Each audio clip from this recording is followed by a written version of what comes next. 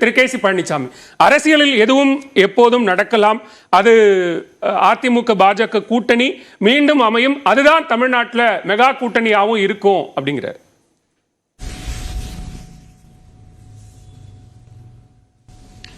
திரு எடப்பாடி பழனிசாமி அவர்கள் திரு வாசன் அவர்களது சந்திப்பையே தவிர்த்திருக்க வேண்டும். அதாவது அதிமுக என்ன செய்யணும், அதை எப்படி முடிவெடுப்பாங்க, யார் முடிவெடுப்பாங்க அப்படிங்கிறத தமாக முடிவு செய்யக்கூடிய நிலை இன்றைக்கு உருவாக்கப்படுதா? அதிமுக என்பது பல முறை அதாவது தலைமை கழகத்தில் எல்லா பொறுப்பாளர்களும் கூடி பாஜகவோடு இனி ஒட்டும் இல்லை, உறவும் இல்லை, கூட்டணி இல்லை என்று ஒரு முடிவு எடுத்திருக்கிறாங்க. அது அதிகாரப்பூர்வமாக எடப்பாடி பழனிசாமி அவர்கள் அறிவித்திருக்கிறாரு. அது இல்லாம பல காலகட்டங்களில் அதிமுக பாஜக கூட்டணி என்பது இனி இப்ப மட்டும் இல்ல, 2026லயும் இல்லை என்கிற அந்த நிலைப்பாடு மிக தெளிவாக உறுதிப்படுத்தப்பட்டிருக்கிறது. ஆனால் தேர்தல் நெருங்குகிற நேரத்தில் தேதி அறிவிக்கப்படுவதற்கு இன்னும் சில வாரங்கள் தான் இருக்கு. இந்த சூழ்நிலையில மீண்டும் கூட்டணியா என்பதை எந்த ஒரு அதிமுக தொண்டர்களும் விரும்ப மாட்டாங்க. நிச்சயமாக திரு ஜெயக்குமார் அவர்கள் உறுதியாக இன்றைக்கு கூட சொல்லியிருக்காரு, பாஜகவை தவிர என்றுதான் சொல்லியிருக்காரு.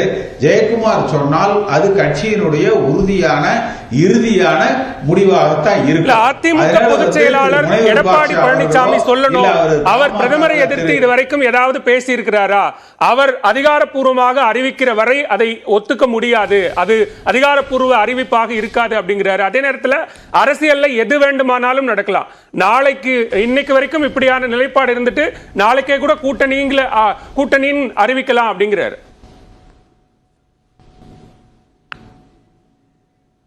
அதாவது பல காலகட்டங்களில் எடப்பாடி பழனிசாமியே பாரதிய ஜனதா கட்சியோடு கூட்டணி இல்லை. இந்த தேர்தல் மட்டுமல்ல, 2026லும் சட்டமன்ற தேர்தலிலும் கூட்டணி இல்லை என்கிற நிலைப்பாட்டை உறுதியா திரு எடப்பாடி பழனிசாமி பல முறை அறிவித்திருக்கிறார். அதே மாதிரி பாஜகவிலிருந்து யாராவது அதிமுக விமர்சிச்சிருக்கிறாங்களான்னு சொல்லி கேட்கிறாரு.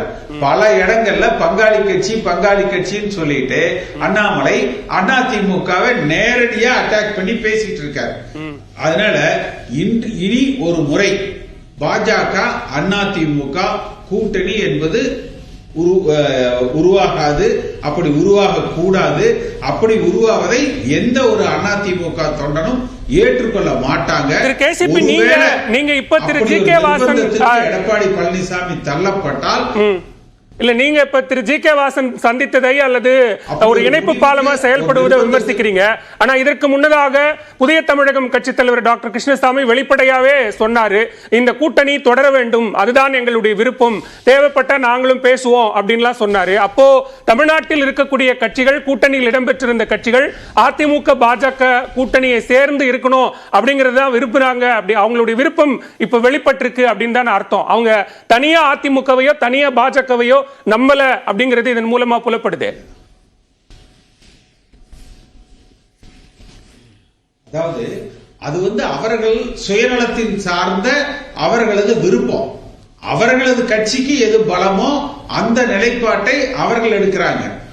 அதிமுகவை பொறுத்த வரைக்கும் இந்த நாடாளுமன்ற தேர்தல் மட்டுமல்ல, எதிர்வருகிற சட்டமன்ற தேர்தல் மட்டுமல்ல, பாரதிய ஜனதா கட்சியின் செயல்பாடுகள், அதுவும் குறிப்பா திரு அண்ணாமலை அவர்கள் தமிழ்நாட்டு பாஜக தலைவராக வந்ததற்கு பிறகு அதிமுகவுடைய அஸ்திவாரத்தை, அதிமுகவுடைய தொண்டர் பலத்தை, அதிமுகவுடைய அந்த தனித்துவத்தை கொச்சைப்படுத்துகிற வகையில அவரது நடவடிக்கைகள் இருக்குது. நாடாளுமன்ற தேர்தலில் வெற்றியா தோல்வியா இதெல்லாம் செகண்டரி. ஆனால் அதிமுக என்கிற இயக்கம், இதனுடைய சித்தாந்தங்கள், இந்த கட்சி காப்பாற்றப்பட வேண்டும். பாஜகவினுடைய தேசிய தலைமை இதுவரைக்கும் கூட்டணி தொடர்பான எந்த விதமான அதிகாரப்பூர்வ அறிவிப்பையும் வெளியிடல. அதிமுக எங்க கூட்டணியில இல்ல அப்படின்னோ அல்லது கூட்டணி இல்லாம தனித்து பாஜக தமிழ்நாட்டில் தேர்தலை சந்திக்கும் அப்படின்னோ இதுவரைக்கும் அறிவிக்கல. அதையும் கவனிக்கணும்ல. அதாவது இப்படி ஒரு முடிவுக்கு ஒரு நிர்பந்தத்துக்கு வந்தால் ஜார்க்கண்ட்ல திரு சோரன் அவர்கள் கைது செய்யப்பட்டது, டெல்லியில கெஜ்ரிவால் அவர்கள் வழக்கை சந்திக்க இருக்கிறது, அவர் எந்த நேரத்திலும் கைது செய்யப்படலாம் என்கிற அந்த சூழ்நிலைகள், அதுபோல ஒரு நிர்பந்தத்தின் அடிப்படையில் எடப்பாடி பழனிசாமியும் அவரோடு இருக்கிற சகாக்களும் முன்னாள் அமைச்சர்களும் தங்களை பாதுகாத்துக் கொள்ள இந்த இயக்கத்தை பாஜகவிடத்துல காவு கொடுத்து விட்டார்கள் என்கிற தீராத பழிச்சொல்லுக்கும் அவச்சொல்லுக்கும் அவர்கள் ஆளாவார்கள். இது எதிர்வினைகளை உருவாக்கும். அடிப்படை அதிமுக தொண்டர்கள், அதிமுக வாக்கு வங்கி, இவர்கள் களத்துல பாஜகவையும் எதிர்த்து திமுகவையும் எதிர்த்து எப்படி 2014 மோடியா லேடியா என்று அந்த தேர்தல் களம் அமைக்கப்பட்டது, அதுபோல ஒரு தேர்தல் களத்திற்கு களத்தில் அதிமுக தொண்டர்கள் தயாராக இருக்கிறாங்க. அப்ப இந்த தலைமை பொறுப்புல இருக்கிறவங்க தங்களை பாதுகாத்துக் கொள்வதற்கு தடுமாறக்கூடாது. தேசிய தலைமை பாஜகவில் இன்னும் அறிவிக்கிறேன் அப்படின்னா அவர்கள் அறிவிப்பு அதிமுக தொண்டனை கட்டுப்படுத்தாது. அது அவங்க பாஜகவுக்கு தான் தேசிய தலைமை. அதிமுகவை பொறுத்த வரைக்கும் கொடி பிடிக்கிற தொண்டன், அடிமட்ட தொண்டன், அவர்கள் எடுப்பதுதான் முடிவு. ஆனா ஈரோடு கிழக்கு இடைத்தேர்தல் வரைக்கும் நீங்க சொல்ற மாதிரியான சூழல் இல்லையே. உறவும் வேண்டாம். அதாவது எடப்பாடி பழனிசாமியே என்ன அறிவிச்சாரு, அதிமுகவுடைய அடிப்படை தொண்டர்கள் பாஜகவுடைய கூட்டணி வேண்டாம் என்று அவர்கள் விரும்புகிறார்கள். அந்த தொண்டர்களின் கட்டளையை ஏற்று தொண்டர்களின் விருப்பத்தை நிறைவேற்றுவதற்கு பாஜகவுடனான கூட்டணியை நாங்கள் முறித்துக் கொள்கிறோம் என்றுதான் சொல்றாரு. அதாவது அரசியல்ல வெற்றி தோல்வி என்பது சகஜம். இந்த நாடாளுமன்ற தேர்தலில் வெற்றி, அதனால அது பாஜகவுடன் சேர்ந்தால் மட்டும்தான் அப்படி ஒரு வெற்றி. இதெல்லாம் ரொம்ப நேரோ மைண்டட் பாலிடிக்ஸ். சிறு சிறு கட்சிகள் அவர்கள் 1-2 இடங்களில் வெற்றி பெறுவதற்கு இப்படி ஒரு கூட்டணி தேவைன்னு நினைக்கலாம். ஆனால் ஒரு நீண்ட காலத்திற்கு அதிமுக என்கிற இயக்கம் எதிர்காலத்தில் வலுவோடு வருகிற 2026 திமுகவை வீழ்த்தி ஆளுகிற கட்சியாக உருவெடுப்பதற்கு பாஜக கூட்டணியிலிருந்து இப்பொழுது வெளியேறிய முடிவு வரவேற்கத்தக்கது. நான் எடுத்துக்கிறேன்.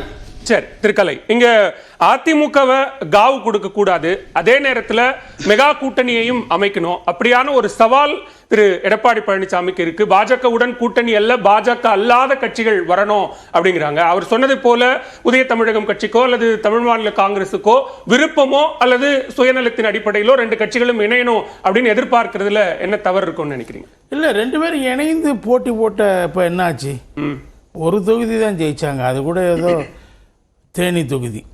மற்றபடி வேற கடுமையான உதாரணமா பிரதமர் மோடியை பிரதமராக முன்னிறுத்தி 2019 தேர்தலில் சந்திச்சப்ப அதிமுக வெறும் 18% வாக்குகள் தான் வாங்க முடிஞ்சது. ஆனால் எடப்பாடி அவர்களை முதல்வராக முன்னிறுத்தி 2021 தேர்தலில் அதிமுக சந்திச்சப்ப 10 ஆண்டு கால அந்த ஆட்சிக்கு எதிரான மனநிலை இருந்த நேரத்தில் கூட அவங்க கிட்டத்தட்ட 34% வாக்குகளை பெற்றார். பொதுவா தமிழ்நாட்டை பொறுத்த வரைக்கும் நாடாளுமன்ற தேர்தலுக்கும் சட்டமன்ற தேர்தலுக்கும் வாக்கு வித்தியாசங்கள் மாறும். மக்கள் ரொம்ப விழிப்புணர்வா வாக்களிக்கிறத நம்ம பார்த்திருக்கோம், முடிவுகள் காட்டி. அந்த முடிவு வேற, அந்த ட்ரெண்ட் வேற. இப்ப நடந்த ட்ரெண்ட் ரிவர்ஸ் ட்ரெண்ட் நடந்துச்சு 2019. சரி, அது மட்டும் இல்ல, பாஜக என்ன சொல்றாங்க, நாங்க நாடாளுமன்ற தேர்தலில் அதிமுக கூட்டணி, அவரை கூப்பிட்டு வச்சு பேசினாங்கல்ல, அந்த கூட்டத்துக்கு அவரை கூப்பிட்டு முக்கியத்துவம் கொடுத்தாங்க, அதெல்லாம் அவர் ஏத்துக்கிட்டாரு. ஆனா அதுக்கு பின்னாடி என்ன நடக்குதுன்னா, அவங்க ஸ்ட்ராட்டஜி தெரியுது, வெளியே தெரியுது. அதிமுக கூட்டணி வைத்துக்கொண்டே அவர்களை குழி தோண்டி புதைப்பது, அதுக்கு அண்ணாமலையை பயன்படுத்துவது என்று திட்டத்தோடு செயல்பட்டாங்க. அவங்க அப்படிதான் செயல்பட்டாங்க, ஓப்பனா அப்படி செயல்பட்டாங்க. அதான் ஸ்ட்ராட்டஜி. பாஜக எல்லா மாநிலத்திலையும் கடைபிடிக்க, அகில இந்திய அளவில் கடைபிடிக்கிற ஸ்ட்ராட்டஜி அதுதான்.